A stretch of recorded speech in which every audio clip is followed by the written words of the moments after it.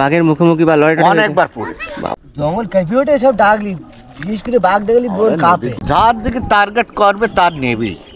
আগের দেশে গরু ছাগল মানুষ কত মেরেছে। স্বাগত জানাই সুন্দরবন নতুন একটি পর্বে। আশা করি আপনারা সবাই ভালো রয়েছেন।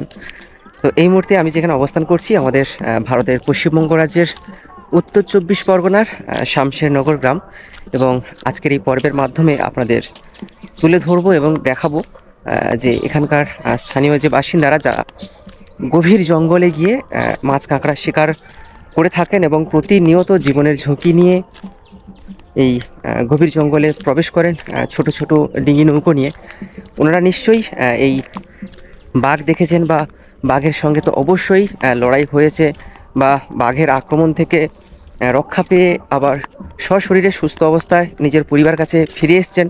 সব কিছু এই পর্বের মাধ্যমে আপনাদের শোনাবো এবং দেখাবো, তাই ভিডিওর সঙ্গে জুড়ে থাকুন। আশা করি আপনাদের খুবই ভালো লাগবে। ওখান থেকে হ্যাঁ, এখান থেকে রায়মঙ্গল হয়ে ওপারে বাংলাদেশে আবার ইমিগ্রেশন কমপ্লিট করে আবার হ্যাঁ ঢাকার দিকে চলে যায়। মানে আপনারাও তাহলে বাঘ জঙ্গলে যান তাহলে? আমরা জঙ্গল করি। আমি যখন ছোটবেলায়, হ্যাঁ তখন তো এটা কংগ্রেস ছিপে মারার কথা বলতো। হ্যাঁ, এখন বিভিন্ন রকম পোশাক পত্র উঠেছে, তখন ওই দড়ি লাগিয়ে প্যান্ট ছিল। আচ্ছা তাহলে সেই সময় থেকে বন করছি। আচ্ছা। তবে বন এই বছর পাঁচেক আমি বন্ধ দিয়েছি। এই যে হাঁটো ও বাইপাস সার্জারি। এই না, এই এখান থেকে এই ফড়িয়েছে, এখান থেকে এই ফড়িয়েছে, ফড়িয়ে এই শিরা এখানে বুকে লেগে বলা খেয়ে গেল। এখান থেকে বছর পাঁচেক যাই না। আমার এই 59 বছর বয়স। আমি খুব ছোটবেলা থেকে বন করে মানে বাঘের মুখোমুখি বা লড়াই অনেকবার পড়েছি বাবা, অনেকবার পড়ি। তবে সেই উপর আল্লাহ ভগবান আছে বলে ফিরে আসতে পারেছি, না ফেরার। ও যার দিকে তাকাবে তার নেবে, তাই না? হ্যাঁ, খুব চালাক বলুন। খুব চালাক। আমার এই 5 জন এক জায়গায় বসে আছে। কেন বলেছি? আমার এই 5 জন বসে গল্প করছি, হ্যাঁ, দেখা যাচ্ছে বাঘ এসছে, কিন্তু বাঘ যে কার দিকে ফলো করেছে তুমি ভাবতে পারবো না, আমি ভাবতে পারবো না, আমার 5 জনের ভেতরে কেউ ভাবতে পারবো না। ওই জানে। আচ্ছা, কিন্তু যার দিকে টার্গেট করবে তার নেবে। তবে নেবে। এবারে যদি সেই 5 জনে যদি ভয় না খাও, সবাই যদি সাহস করে যদি তার মুখে মুখে যদি দাঁড়াতে পারো, তাহলে কিছুটা রেই পাওয়া যাবে। আচ্ছা, কিন্তু তাছাড়া পাওয়া যাবে। এই যে কুকুরগুলো হাতে এমনি দেখা যায়, এই যে কুকুরগুলো তার গায়ে শক্তিশালী দেখা যাচ্ছে, হ্যাঁ করে এসে পড়লো আর একটা, কিন্তু সে যদি আবার শক্তভাবে তার দাঁড়াও যে ক্ষমতা, তাহলে তার সঙ্গে কিছু মানে সেই ছবল না মারতে পারি, ফোঁস অন্তত করলে। মানে এইসব যে জঙ্গলগুলোতে সব বাঘ আছে বলুন? জঙ্গল মাত্রই বাঘ। এই যে আমাদের কুড়িখালি, আমার মনে করতে জঙ্গল ভালো, জঙ্গলে হাজার হাজার বাঘ আছে। শুধু এই ফরেস্টারের আগের দেশে গরু ছাগল মানুষ কত মেরেছে। আর আগের কথা বলছি, মানে এইসব জায়গা মানে 4টের পরে তো কেউ থাকবে না, ভয় বলুন? থাকতো না।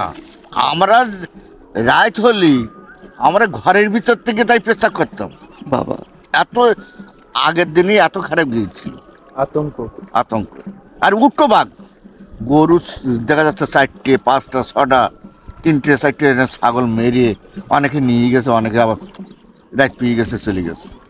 আবার তারপর সেই খোঁজ ধরে সেই জায়গায় আবার টিন বাজিত, ফরেস্টাররা টিন বাজিত, বাজি ফুটিত, রক্ষিত।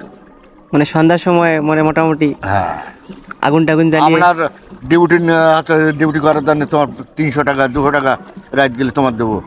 8 জন 10 জন একটা ডাকি, গ্রামের লোকজনদের নিয়ে এটা করা হতো।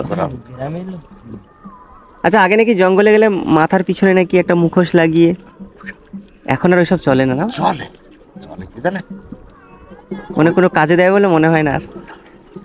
ওটা দেয়, ওটা ফরেস্টার থেকে ওটা মন বুঝি নেন তো, ফরেস্টার ওটা মন বুঝি নেন। আমরা চলছি, এই জঙ্গলটা খুব ঘন।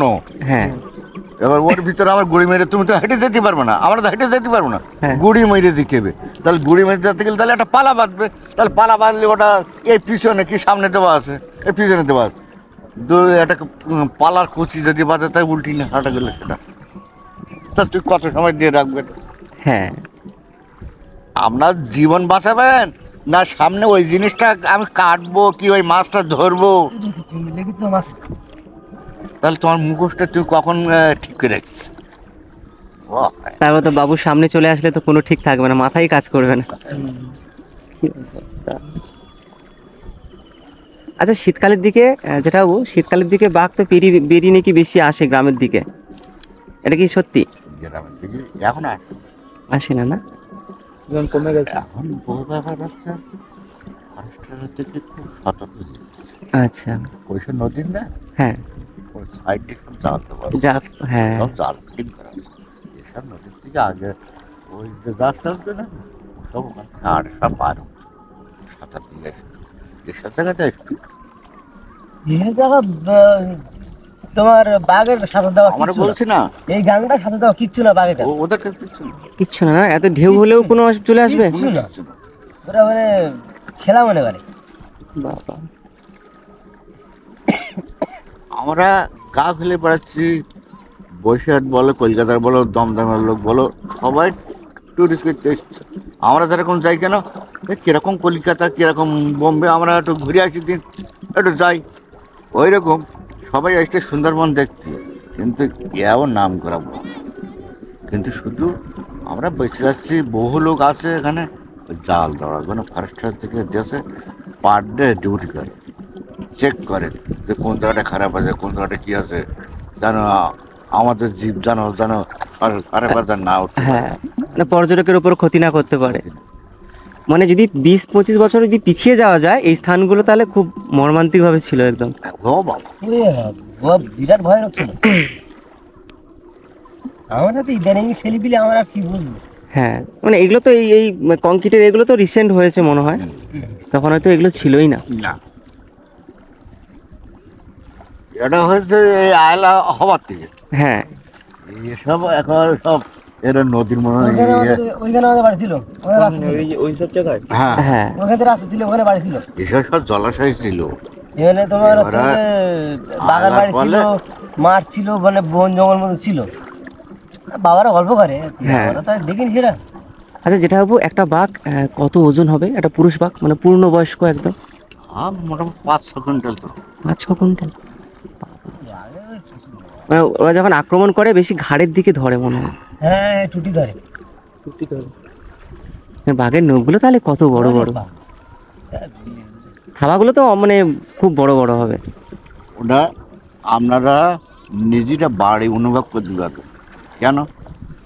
বিড়ালগুলো দেখবেন হ্যাঁ ওই যে নকুলির ভিতর যে নখগুলো যখন বার করে। নখগুলো বেরোয়, যখন একটা বিড়াল যখন একটা দুটি ধরার জন্য শিকারি করে, ওর নকুলগুলো তখন এর ভিতরে ঢুকে পড়ার মধ্যে ঢুকে যায়। ওইটা তখন যখন শিকারি যখন করতে যায়, তখন ওইটা অন্তত 1.5 ইঞ্চি 2 ইঞ্চি লম্বা গিয়ে যাবে। এই ব্যাগে কি এই মাংস আছে কুকুরগুলো নাকি? দেখবেন, ওটা না, কি না, লোক দিয়েছি ভয়বেলা। ইস, ইয়ার। ওই কুকুরগুলো দেখবেন, লক্ষ্য করে যখন ওই রাস্তার উপরে মাঠে যখন আসবে ওই নকুলগুলো দেখবেন, তাহলে সেইগুলোর দিকে অনুভব করবেন যে বাঘ বলো আর বিড়াল বলো আর কুকুর বলো, ওরা এক ধরনের, সবই একই ধরনের, একই ধরনের। এই বাঘ এবারে যদি বাঘ ডাকে এবারে শোনা যাবে? হ্যাঁ, এই এত জোরে ডাকবে? বাবারে, বিরাট জোরে ডাকে না? ও হরিণ ডাকে, মোরগ ডাকে, মোরগ জঙ্গল কাঁপিয়ে ওঠে না? মোরগ? হ্যাঁ, জঙ্গল কাঁপিয়ে ওঠে সব ডাকলি, বিশেষ করে বাঘ ডাকলি বন কাঁপে। আমরা নদীতে বাঘ যখন একটা ধরি তো, হ্যাঁ এই ভোরের সময় দেখো মোরগ বাঘ ধরছে, কি ও হরিণ ওই জঙ্গলে মোরগও আছে, সব সব যেটা দেশে আছে, যেটা হচ্ছে বন মুরগি যেটা বলা হয়। হ্যাঁ, হ্যাঁ হ্যাঁ, দেশে যা বন আছে মুরগি বলছে কি জানেন? যেটা মানুষ, বন মানুষই কিন্তু জঙ্গলে আছে। দেখো, তাই? ধরুন আমার একটা মানসিক আছে, আচ্ছা। মা কি ভগবান আমার এই জিনিসটা যদি ভালো হয়, আচ্ছা কি আমি দুটো মাছ কাঁকড়া যদি ভালো পাই, আপনার এখানে মুরগির বাচ্চা দিয়ে আমি পূজা করি, তোমার নামে উৎসর্গ করে দিলাম। উৎসর্গ করি। আচ্ছা সেই মোরগগুলো এখন ঘুরে বেড়াচ্ছে। কিন্তু সেই সব মোরগগুলো এখন যদি দেশে আনো, হুম, আমার দেশের একটা মোরগ পারি মেরে দেবে সবাইকে। হ্যাঁ, তারা জীবজন্তুর ভয়ে সব ছুটে বেড়াচ্ছে, তারাও খুব আর শক্তি। তারা তো এরকম ভাত জল খায় না, ফল ফল আছে, কাঁকড়া কুচিয়ে, ঝিনুক পোকামাকড়, ঝিনুক আছে। হ্যাঁ এই সব খায়। ওখানে ছিলি আবার পা তো ভাঙবি নাকি? কি অবস্থা। কালিন্দী নদী ওই পারে আছে না, হ্যাঁ। বাংলাদেশ সাইডে? এখান থেকে যাবে, হ্যাঁ, এটা হচ্ছে রায়মঙ্গলে, ওখান থেকে ঘুরে তোমার বাইরে উড়িল কালন্দি, হুম, আর সোজা রায়মঙ্গল বেরিয়ে গেল। আচ্ছা, আরে ভাই, এই ভর্তি বাড়িতে করা দিচ্ছি। আর ওই যে জাহাজটা যায় না, হ্যাঁ, ওটা ওই যে কালারটা দেখা যাচ্ছে, ওখান থেকে আবার সোজা দক্ষিণ ভাবে একটা বড় নদী কেটে গেছে। এই সদার, আচ্ছা, আবার ওখান থেকে সোজা আবার একটা সরু নদী কেটে গেছে, এই যে একটা সরু নদী, এরা সরু নদী গিয়ে আচ্ছা। এটা কি শামশেরনগর? না, এটা হচ্ছে শহরনগরটা ওই হাটকলার মধ্যে। আচ্ছা, এটা হচ্ছে পারগন্টেস। পারগন্ডি, পাঁচ ঘুমটি। গুমটি। আচ্ছা, ওই জঙ্গলটা কি মরিচাপি জঙ্গল নাকি? না, ওই সাইডটা, ওই জাহাজের পিছনে। ওইটা কি জঙ্গল? মরিচাপির বাঘ নাকি খুব হিংস্র, এরকম অনেকে বলে। আধারখালি পার। খুব ডেঞ্জারি। খুব ভয়ঙ্কর শুনছি নাকি?